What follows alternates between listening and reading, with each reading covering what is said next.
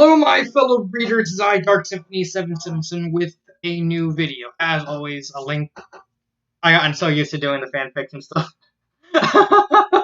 Wow. Right to the beginning. So let's get started. So in about a month or two, I'm going to be doing a special top 5 fanfiction related countdowns because a lot of my fans actually wanted that. So I thought I need to get some practice. So I thought since I was doing a Mario Party tier list for the Mario Party board, if fuck the practice, I would do top 5 best and top 5 worst Mario Party boards that I've played. This is going to be my opinion, so you know, anything's that. The only rule is it has to be a map that I played. If you have your own thoughts of your favorite map or your least favorite map, leave it in the comment section below. So let's get started. So the first map we have is Pirate Dream from Mario Party 5. Now, I happen to have a soft spot for Mario Party 5. It's actually my personal favorite Mario Party game in the franchise.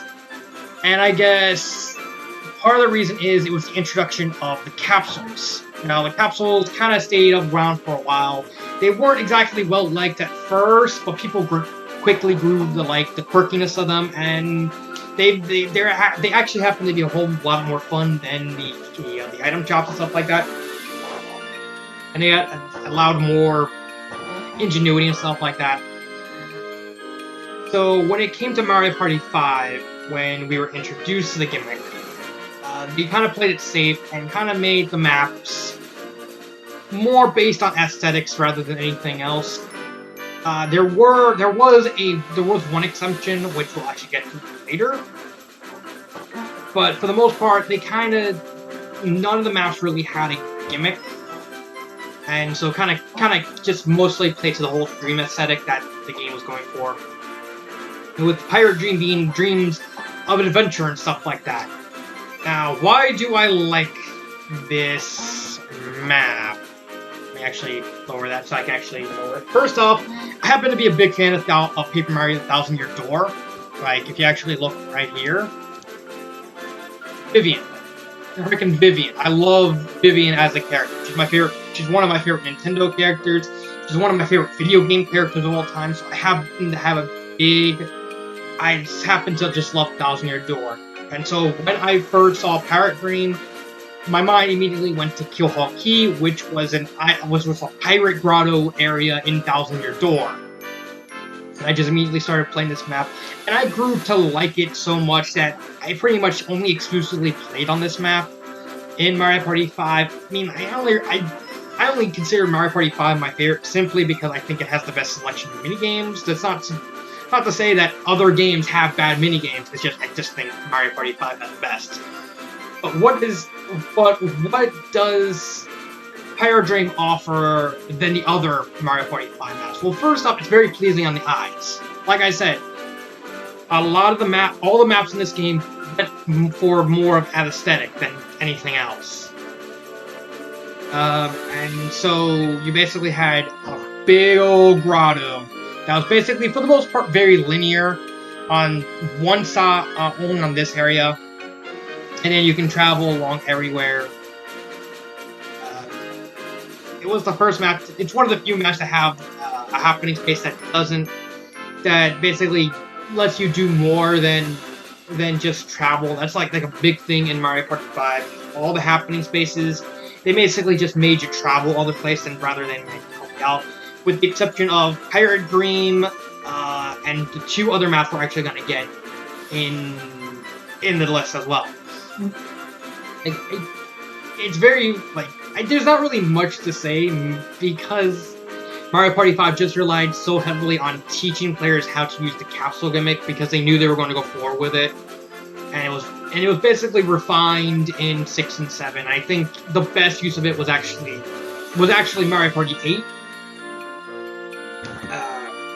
But Mario Party 5 offered a different level of strategy because while it was rough, there was a big variety of capsules in Mario Party 5, and you can throw them and strategize and everything. So it So Mario Party 5 is like the most strategic Mario Party in the franchise because because since the maps didn't revolve around gimmicks and gameplay changes or anything like that, it went pretty much just back to basics and just say, here's a couple maps, here's a bunch of capsules, go wild, go how you want to play it. So there's very much the fun to be had with Pirate Land. Let's move on to the 5th worst. So number 5 worst is Bowser's Nightmare from Mario Party 5. Look at this map. It's actually the only reason it's number 5 is mainly because it's more boring than anything. I think this is actually out of the Bowser maps that I played, this is probably the weakest, simply because there's nothing really going for it. But that's more of a consequence of Mario Party 5 and how that game and how the game as a whole works. So it kind of makes sense that a lot of the maps were really more boring than anything. The only reason I picked Pirate Dream is because I really like Pirate Dream for the sentimental value. But Bowser's Nightmare is the opposite. It's big, like it's a Bowser map. Of course, it's gonna be big. It's gonna be freaking huge. But there's nothing. But you think out of all the maps they would put gimmicks on, it would be Bowser. Like that's the one map. Like when I played the maps, I was thinking, I hope the unlockable map at least has something, some kind of gimmick, anything. What is the gimmick? It's just Bowser walks along the front, the entire front half of the map, turning everything into a red space. Which is something, but it's just plain. It's just boring. It's plain. And honestly, this one could have been switched with my dishonorable mention. I'll talk about that near the end when I get to the number ones. But there's just nothing going on that really excites me for Bowser map. You know, I guess it's just very boring. Like, I guess the fact the map's big means you can probably mess around with the capsules a lot and, you know, be very strategic, but it kind of backfires because the map is kind of too big. Plus, there's this whole area right here in the middle that's just... Why would you do that? I mean, I guess it's kind of a reference to Bowser Land from Mario Party 2, but it's nothing. It's just, this is very bland. There's just nothing really going on. And in Mario Party 5, where literally all but one map had nothing going on outside the capsule gimmick, you'd think that, you know, Hudson Soft would do something with this map. Just really anything could have saved it from being number 5, and I would have put the dishonorable mention on here. But just nothing happens in this map. I remember playing this map a couple times, and we were just bored. I didn't hate it. I don't hate it. Like, it's just boring. So let's continue on. Number 4 best map. Shy Guy's Perplexed Express from Mario Party 8. When I first played Mario Party 8, I wasn't thinking too much of it. I thought, okay, it's Mario Party with touch controls. So I didn't think they would really go out of their way to make great maps. I thought, just like Mario Party 5, they would do more aesthetic maps with not really much gimmicks. And Perplexed Express just went skyrocketing past my expectations. I honestly think next to Mario Party 2, Mario Party 8 actually has the best selection of maps. That is saying something with, you know, at this point, Mario Party was kind of getting a very divisive reputation. And I think this was the last map, this was the last game Hudson Soft made, I think. I think it was either this one or DS was the last one. I can't remember which one was it. And this map was just chaotic, was just fun and chaotic. You basically just go along a train and you just loop back. But how it was so good in its simplicity. It didn't offer really any gimmicks.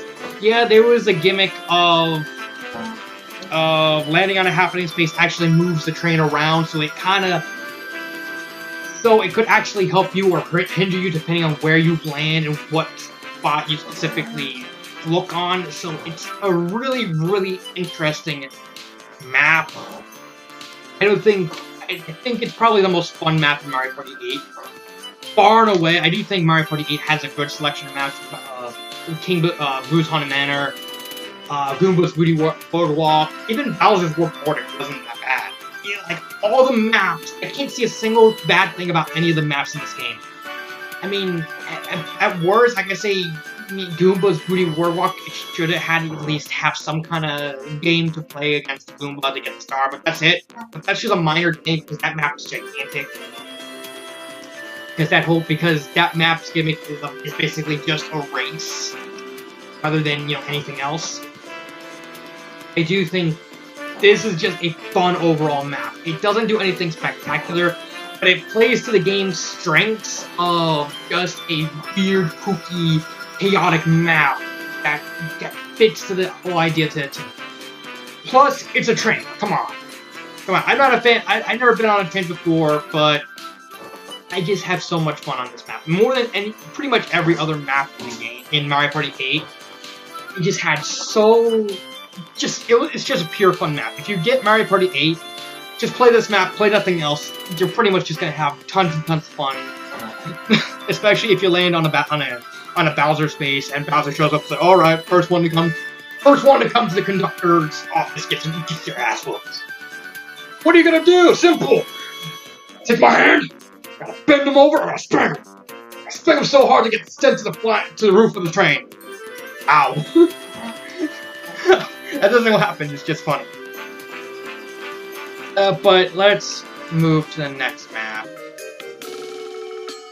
Number 4 words. Boo's Haunted Dash for Mario Party 4.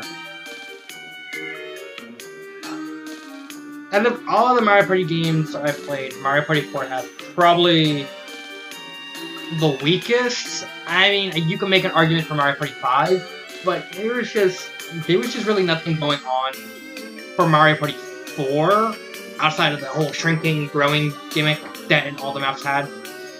But I think Mario Party 4. I think with Mario Party 5, the whole point was the aesthetic because they wanted to test out the capsule mechanic. So I can kind of see where they were going for in that map. But this game doesn't really have any excuses. And most of the maps are just there. I mean, they have something going for them, but it's not enough to really say that I like them. But this map was just dull. Like, this map was actually disappointing. Like, first off, I was immediately reminded of Bowser Land from Mario Party 2, but it's just boring. It's just boring. I think this is the easiest map to get, like, the chance time space, because literally, when you shrink yourself, you move less, so depending on where you are, you're pretty much guaranteed to land on one of these, so I think that's something. Plus, this map reintroduces Big Boo from Borderland, which was completely unexpected. And it was an actual treat. I have never got a chance to set that thing off. I came close a couple times, but I never got a chance to set off Big Boo. The big gimmick of this map is this Boo right here. Basically, every time you pass him, he'll just say, "Oh, I'm gonna disappear," and he disappears. And this boardwalk right here, this boardwalk right here, and this boardwalk right here disappears. And I think that's what drags it down. The fact that it's mandatory. If you were given the option, if it was optional, I would not have put this map on here. I would not. Like, compared to the other 3 maps, Bowser's Nightmare and this map at least have reason, are just more dull than outright bad. But this one, at least, it would be an easy fix. Just every time you pass by the Boo, you basically disappear. And you can even pick around. You could have easily just had like spots on top of the board that actually disappear along with the Boos. So in case anyone's on them, they just like You pay like the red boo 5 points, disappears, all the people who are on the platforms fall, and then they go back to the start. That actually would have been a fun gimmick to goof off. It still would have been kind of boring, but it would have been something. This is just like Bowser Nightmare, where there's just nothing really going for it that stands it out from the other maps. Like Greedy Scooby Gala had like the whole gambling gimmick. Toad's Walkway at least had like a roller coaster and had like a lot of things you could do. It had a good layout.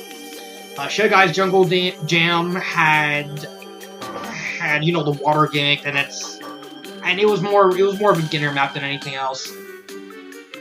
Koopa Seaside Square had the whole Koopa Bank gimmick as its entire thing. I was considering putting Soiree here instead of Boots on the Dash, but the fact that one had something really going for it kind of saved it. And that's really my problem with this map. It just, outside of those boos, which are just a minor thing, they don't really have anything going for it. If the boos were optional, like you can turn them off and on by paying coins, then will be something, like Koopa Seaside Square, you might be here instead. But there's just nothing, it's just really plain boring, especially once the platforms disappear. It becomes a really restrictive linear map. Like there's just it just becomes like a weirdly boxy map of just the path going back to the boo. It just weakens the map enough that I have to put it here. Again, I don't think it's bad. Just like Bowser Nightmare, it's just bland, but at least unlike Bowser Nightmare, this one could have been something good, and that's so it kind of ranks lower because it just, at least I was hopeful for something with Bowser Nightmare, but this one this kind of beat even my low expectations compared to the other boards. While with Bowser Nightmare, I had like just literally no expectations. Oh boy. Number 3 best, Snowflake Lake from Mario Party 6. Truthfully, this was actually going to be where my honorable mention was, but on the tier list when on part 2, this is the last map I did, I talked about it, I just had all these memories flowing back, so this one literally just came out of nowhere and just popped himself right here. I love the layout. I think this is the best designed map in the franchise, like bar none, the best overall designed map in the entire series. Like, beats everything from Mario Party 2 to 8, and yes, this is just a magnificent design map.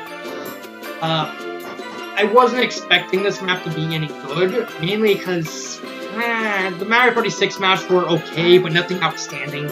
They were a big improvement over 4 and 5, but my expectations were still kinda low. And then this map came clear out of nowhere and just completely blew my expectations away. I was going into this map when I was playing the story mode, and I was playing through all the maps. I was more like, okay, this is not bad. Like I said, it wasn't bad, but it wasn't good. It was kind of in the middle. And then Snowflake Lake happened, and I just completely was blown away by how intricate this map is. So this map's main gimmick is everyone starts with 5 stars, and you have to go to these spots right here to pay chain chomps to go after the other players and take the stars from them and give them to you. And Mario Party 6 introduced a day 9 mechanic that was introduced in another map. Watch it get to a little bit. On day, you basically pay for 10 coins for 1 dice and 20 coins for 2 dice.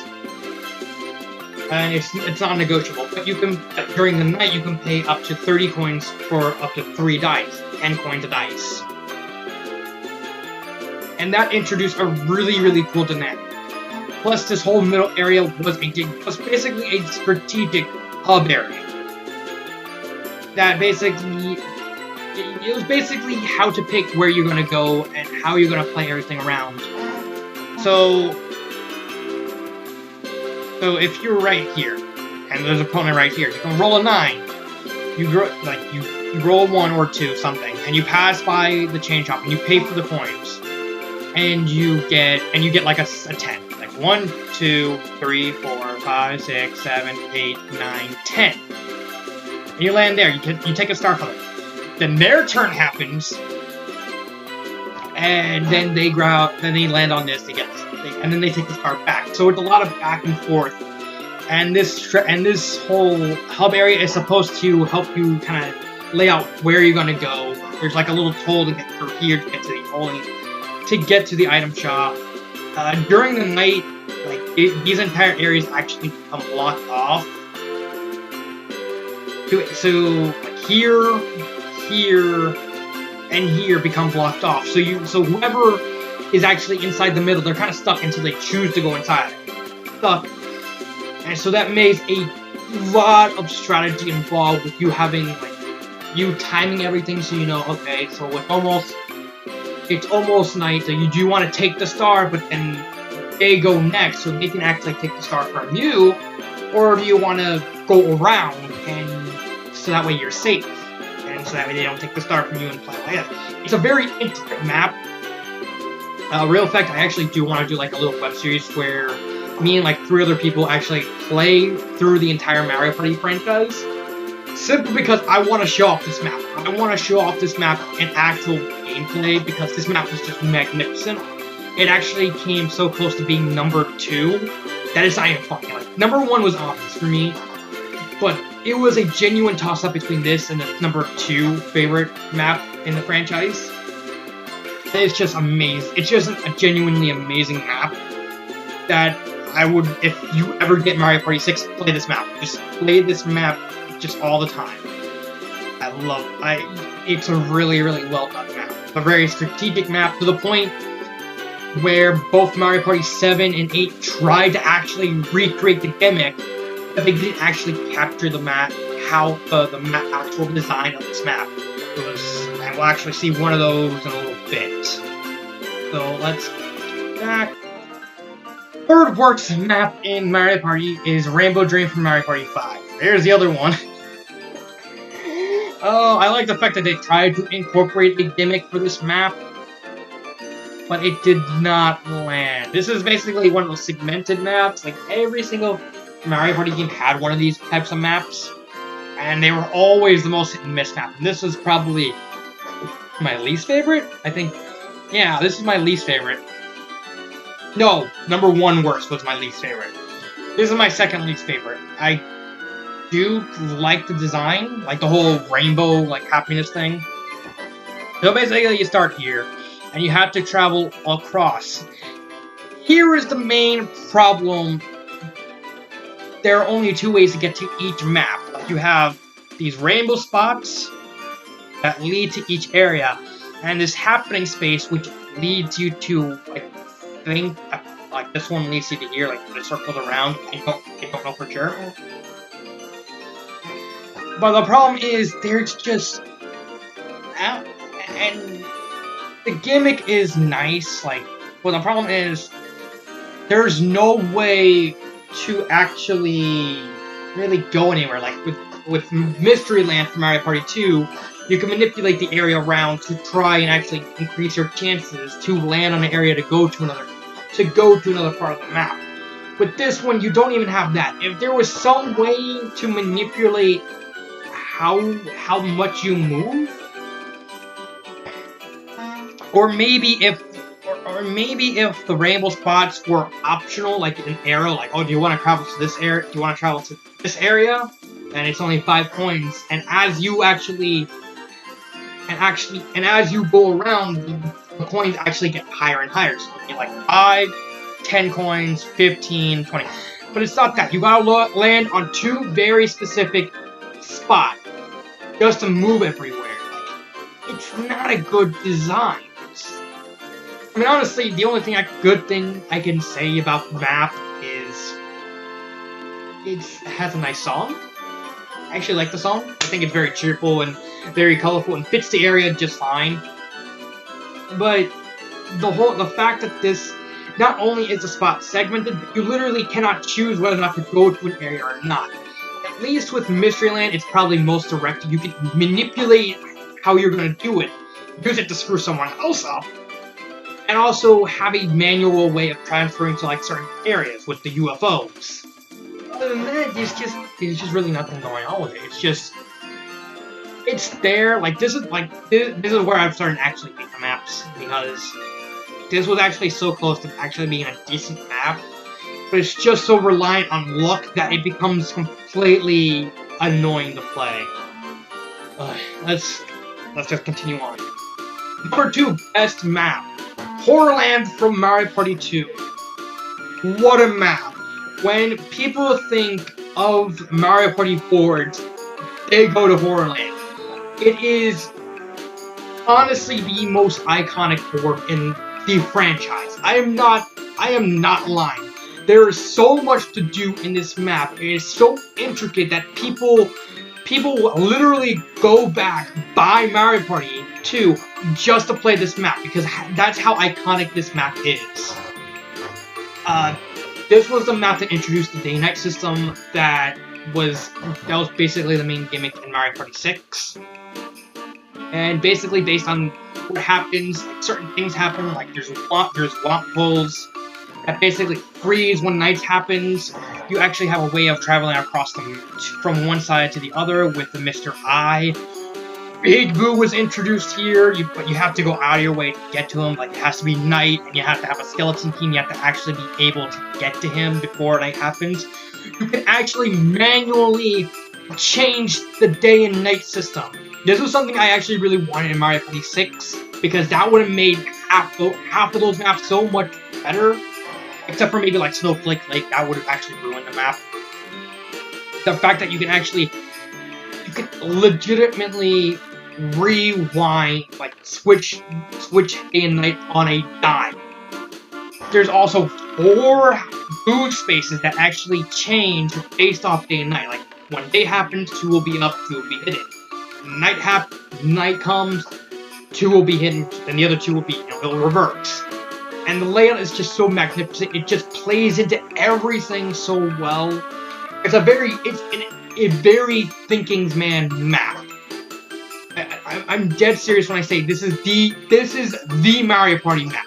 The only reason I picked this is not number 1 on my favorite map is because I just personally like number 1 much better than Horrorland. But it was close. Like, it was close. I could even.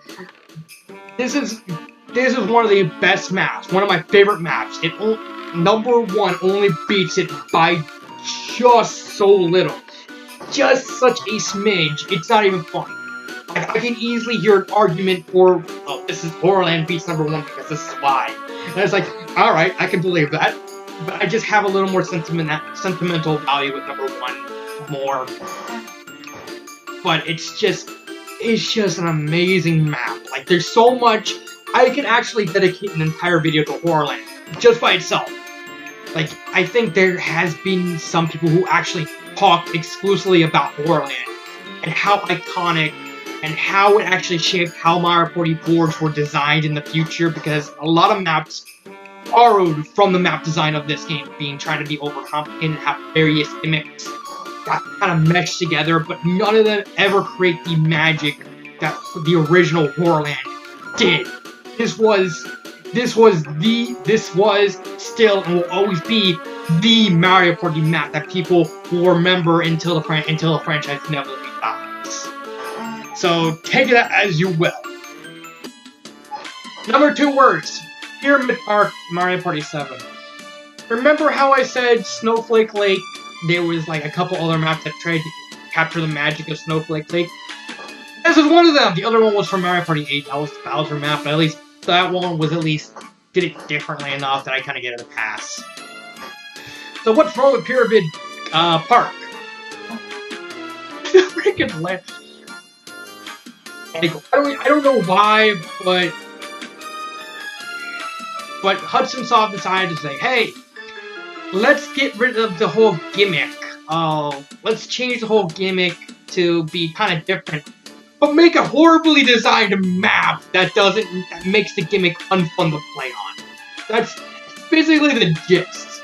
The gimmick for this map is kind of refined, where you basically have these 3 areas right here with the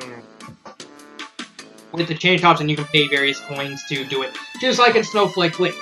This represents more day 1, the one over here represents the night area, where the price actually changes, and you can actually pay that much times how many dice you want to do, 1, 2, or 3. The problem is the layout. Like, you did a kind of more refined gimmick for that Snowflake Lake did, but you didn't do justice on the map itself. The map is so janky because, first off, the chain chomps on this side, they're so close together, it's not even funny. It would make more sense to get rid of this metal one, just have these 2, and have this one kind of stay the same. It still would have been on the top 5 worst, but at least it wouldn't be ranked number 2. It'd probably be ranked number 3. Rainbow Dream would have probably taken it. But the map is so poorly designed. It's bad. Even the song is bad. Like, listen to the song.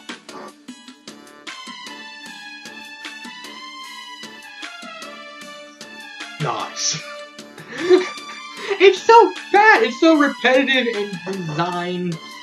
And it's just, I don't even know why. Not to mention, Mario Party 7 had this Bowser time gimmick that unlike the other maps, at least, kind of made it different. No, this honestly made the problems of the map even worse. So here's the 2 things Bowser time did. It actually break off the bridges in the middle, basically making a segmented map for a couple turns, which just made everything, it literally makes the entire map even worse. I guess that's the point of Bowser Time. It's supposed to ruin everyone's lives. Like, I'm gonna make your life unbearable. But at least you could still play on the map, unlike this one, which just all the other Bowser Time and all the other maps kind of at least do something to at least shake it up. No, this just takes the problems that Pyramid Park had and exaggerates it to an unspeakable degree. The only reason this map is number 1, and honestly, just like Horrorland, this came so close to being number 1 that it's not even funny. Like, this map was just so poorly designed, it's not even funny. The only thing stopping me from being number 1 is just number 1 worst map was just, it was basically this, but worse. That is literally the only thing saving it from being the worst map in the franchise. It's basically this, but worse. Oh. At least, like I said, if you got rid of the pyramid in the middle, it would be slightly better, because the pyramids are just so close together that it just makes the map unfun. It just really makes the map unfun. Oh, the other Bowser Time gimmick for this map. He will take whoever's in first place, steal a star, and give it to a Koopa kid somewhere on the map for someone to just randomly take. What? At first, that makes no sense. It makes no sense. At least that one, is slightly better than just breaking off the board. He does the same thing in Neon Heights, but at least in Neon Heights, it fits the board. It fits the goddamn board in Neon Heights. Oh, at least it fits that gimmick. At least it fits that map's gimmick. Overall, this is just a bad map.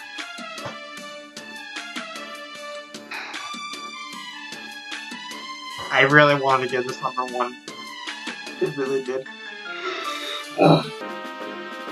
Before I get into Mario Party, and before I get to the number 1, I want to at least do an honorable mention and a dishonorable mention. The honorable mention is Spaceland from Mario Party 2. mainly for nostalgic purposes. I'll actually try and leave a pinned comment in the comment section below on why I love Spaceland so much. Because if I did that, it would probably take like 10 minutes to talk about just that, and I may convince myself to switch it with like Borderland or something like that. But that's fine. And a dishonorable mention is Woody Woods from Mario Party 3. Now, here's the problem I have with Woody Woods. There's just nothing really going on. Granted, there's like a neat little gimmick where every turn, some signs actually turn different directions, and you can actually manually turn them to mess with other players that have them go the direction you don't want them to go. So, you know, there's a lot of fun to be had with that map. The problem is, in Mario Party 3, and we'll actually get into this with the other map, the last two maps, is the whole action command gimmick. You know, I'll actually talk about that in top one best. But Woody Woods doesn't really stand out. It was just like Bowser Nightmare and Boo's Haunted Bash. It was literally just there. I just didn't think it was as boring as Bowser Nightmare and Boo's Haunted Bash that, you know, I could at least leave it as a dishonorable mention. But now that that's out of the way, let's get to the number one best and the number one worst. Number one best is Deep Bluebird Sea from Mario Party 3. This is my favorite map of all time. I'm not even joking. I love the layout. I love the intricate design. And if it wasn't for Mario Party 5, Mario Party 3 and Mario Party 5 are actually my favorite Mario Parties in the entire franchise, because I just love the minigames, and combined with at least the good maps that, you know, nothing. So, what makes this map number one? First off, I actually love the design, the whole pop-up aesthetic of all the background. The layout is actually kind of linear, but the whole gimmick is this crevice right here, where you either land in a happening space and this blooper will actually kind of whine to his mom and move you to the other side, and also this shark. Basically, every time you go past here, he'll actually ask you, say, hey, you can't go anywhere, you gotta play a game first. You choose the direction and you press the button. If you press the wrong button, I will fire this torpedo at you and send you the opposite direction. So it kind of becomes like a tense game of whether you can risk it, and as the buttons actually go down, you can actually say like, okay, here's the board. I want to go this way. Ah, sucker! The map is very intricately laid out, especially if you manipulate the buttons. Like I said, if you know the button, if you're pretty sure if you know the button might actually fire from the torpedo, you can pick the opposite direction of where you want to go. So that way, when he does hit you, you actually go in the direction you want to go. If you're not sure, you can actually play chicken. Say, okay, I'm going to go this way, but I'll land on a happening space. I will still send me to the opposite side, so it still kind of plays into that whole. It's very balanced in how it presents itself. It's a very balanced map. I really love this map more than like all the other Mario Party 3 maps. This was the map I actually played the most on when I had a Nintendo 64. Like, whenever I played Mario Party 3 and I had friends over, I said, okay, we're gonna play Mario Party 3. We're gonna play Deep Blooper Sea, because that was literally the only map we actually all agreed to play on, because we just didn't like any of the other maps. We just like Deep Blooper Sea because it's a very basic map. Like, it doesn't do anything outstanding, but it's just an overall fun map. And finally, what separates this from all the other maps is the action command. Now, the action command was a gimmick introduced exclusively in Mario Party 3. You basically, anytime something happens, you basically, like, here. Okay, so let me explain it.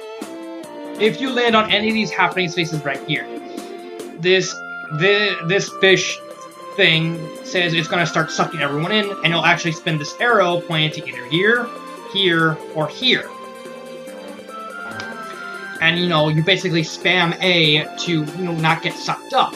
But you can't actually let him get sucked up. Like, if he's pointing this way, and you're like, that boo is actually looking like enticing, you could let him suck you up, let him get you sucked up and launch you over here, so that way you have easier access to the boo. So even the game's core gimmick, the action command, is not very intrusive, because the action command itself was a very flawed gimmick, because sometimes you can actually mash the buttons and you still get sucked in, and like it was very flawed at how it was used. Like, you can press it once and it'll work, but if you can match it, like you don't know what's gonna, like, if pressing it once or mashing it's gonna work. This was the only map that you actually had a clear indicator of what you were supposed to do, and, you know, you're supposed to mash the dang button. Like, the rest of them are just, you press the button and, like, you press it and nothing happens, and, you know, bad times along. But this one was the only one that made it very clear that you're supposed to mash it, like, and that kind of plays into, like, balancing everything. Like in Chilly Waters, the first map in Mario Party 3. Its whole gimmick was a snowball rolled towards you, but it said you press A. Like, okay, you press A, but nothing happens. And so you suck, like, maybe you press A, like, you mash it, and it still doesn't do anything. But this one, it was the one that was just the simplest to figure out. And honestly, the action command could make or break a map. Like, it could, like, depending on who you are, like you could like the map or hate the map just simply because of the action command.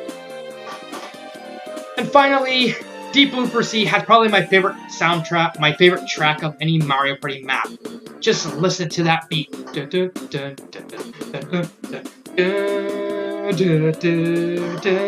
I just love that soundtrack. I play it sometimes when I'm at work and I'm doing, like, putting up boxes and doing inventory stuff like that. Because I just love the map. I just love the song. I love the map. I love everything about it.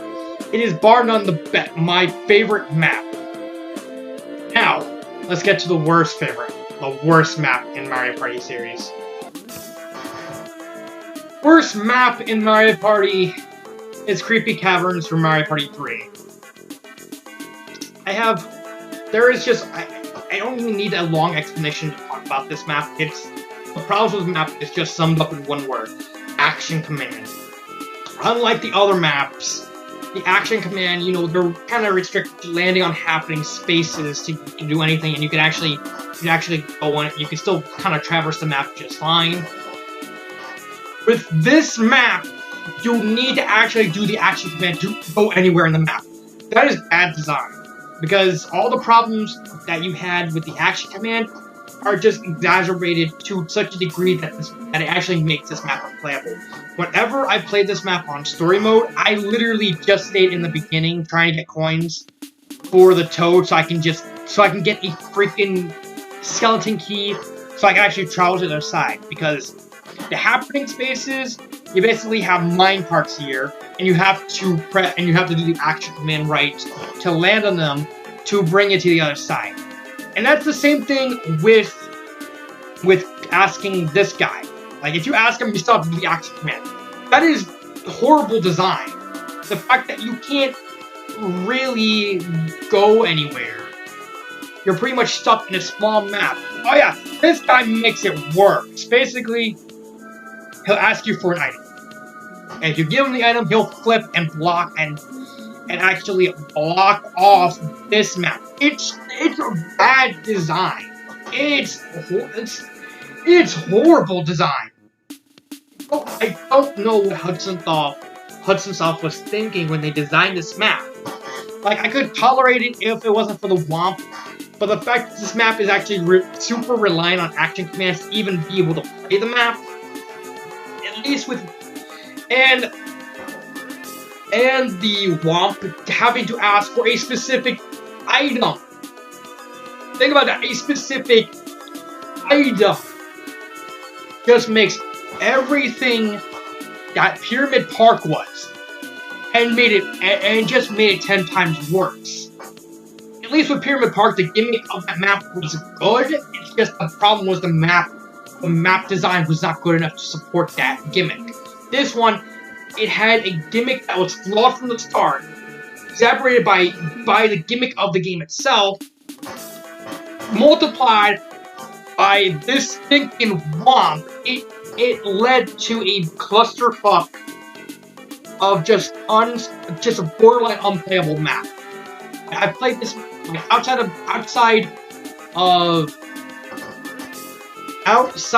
story mode. I only played this map one time with friends, and literally we spent like half the game just stuck in this one part because we couldn't nail the action commands right.